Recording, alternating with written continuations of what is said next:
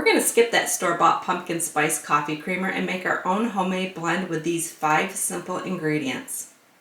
We have a medium-sized saucepan here. We're going to add in 1 3/4 cup of milk.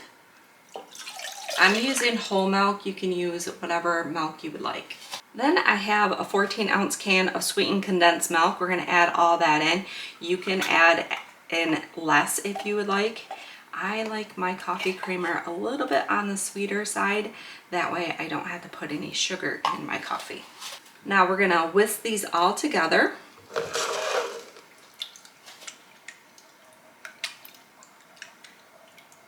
We're gonna warm this milk mixture over medium-high heat until it's warm, and we're gonna continue to stir this the whole time. The milk mixture is warm, so now we're going to add in 3 tablespoons of pumpkin puree, 1 teaspoon of vanilla extract. This is my homemade bourbon vanilla extract. And then 1 teaspoon of pumpkin pie spice. Again, this is my homemade blend. Both of those recipes are on the blog as well. We're going to mix all these ingredients together and cook this over medium-high heat for 2 minutes. The coffee creamer cooked for 2 minutes on medium-high heat. Now we are going to put it in a little mason jar that has a pour spout. So carefully pour this in.